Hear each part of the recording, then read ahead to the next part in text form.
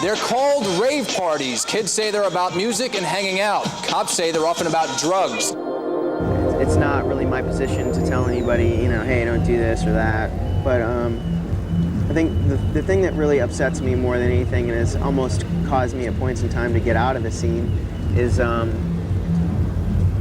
deaths that have happened and the overdoses and people abusing drugs rather than using them to enhance, you know, the parties or the music or whatever. People should consider what they're putting into their bodies. They should try and know what they're getting or who they're getting it from or something, and you know, if they're going to do drugs, maybe moderate them a little more. The drugs have started to come a little bit into the forefront where it gets a little bit scary, and that's because the music has become so popular that it can't help be noticed. Yeah, and then people who don't really understand what it's all about think that it's about the drugs, and you know, that's what could actually damage a scene.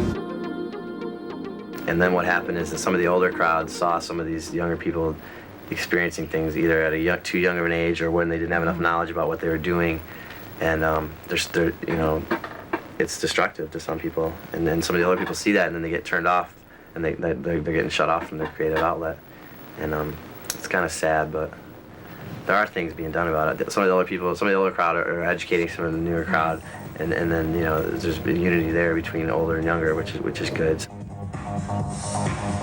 I can remember a time where it was so beautiful and happy and lovey, and everything was just beautiful, whether it was drug-oriented or not. Something about it was just really positive energy.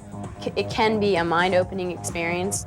I've met people that didn't like any music like this until they took ecstasy, and now they love it. You used to just put a grin on your face and warm fuzzies. It felt like your bone marrow was boiling and you were just the happiest person alive. And now I see in clubs kids wired, shaking, very edgy. There's different crowds that, you know, some people take drugs, you know, 4 days a week, you know, 5 days a week. Some people every day, you know. Others once a week or once a month, or, you know, in moderation of like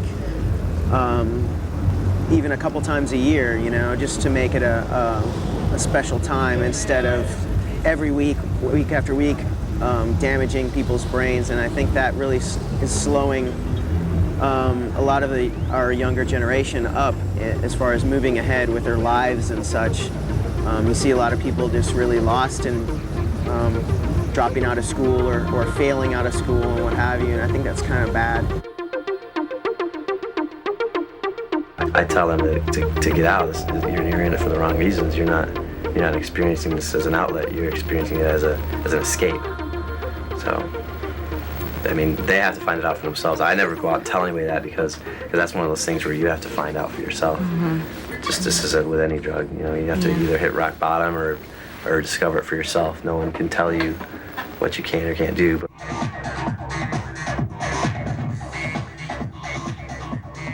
If you see somebody that's dizzy or whatever, you know, go get them some water, you know. We got to help each other out. That's what makes this scene so positive, is everybody does help each other out. Respect the underground.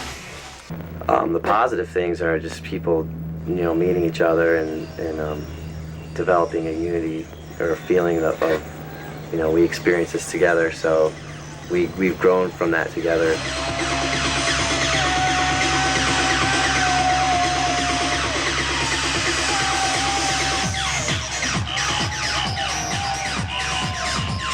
Some kids are just there and they're only going to be there temporarily, and they're out and, you know, they're partying, and eventually they're going to wake up one day and not be so into partying anymore, and they're going to leave. The type of people who I'm really interested in who go clubbing are the people who go out on the weekend, you know, dance their asses off, you know, really enjoy themselves for whatever reason, get into the music, such and such, and, you know, have a day of rest on Sunday and go back into whatever it is they do, going back into that with that much more energy, you know, because they've let off some steam, or they've, you know, been inspired or what have you.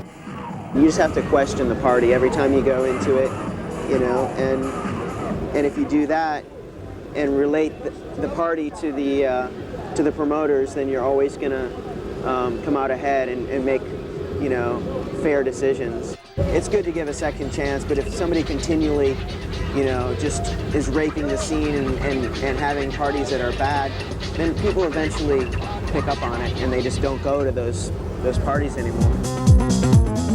We could have one doorman for 4,000 people and there won't be one fight. It's a very non-violent group of people. And I think anything that is positive vibes, is definitely worth going and checking out. At an accelerated speed. 3 years ago, we heard this electronic music that was so new and unique, and wow, this could never get any more technological, and it already has. All of Terrence McKenna's ramblings about, you know, the whole youth of today doing the future primitive thing, going back to where we came from in order to understand where we are now, it makes a lot of sense, you know. I mean, and dancing and rhythm are about the oldest things I can think of, where people just stand around and become literally entranced by rhythm. The phrase "language is a virus" can be pretty valid sometimes, you know.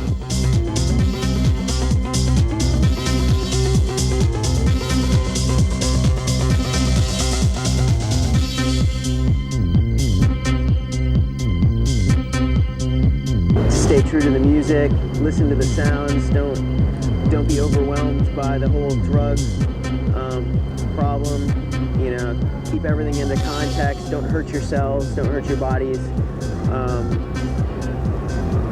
and if that's not what you're all about, then you're not about this scene, you know, and you should probably give it up. But if not, if you're into everything, then just stay true to the music and everything will be cool.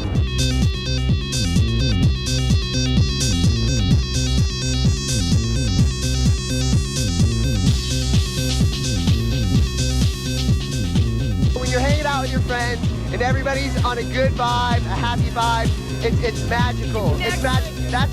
That's what makes Rave so big. Is you come here to this thing, you meet a lot of people, you have a lot of good times, you get big group hugs, and as long as it's a happy vibe, it's wonderful. And that's the great thing. That's what you're looking forward to the next weekend to go out again. You can take your energy and you can pass it on to someone else. I mean, you can just hug that person and just pass it on to someone.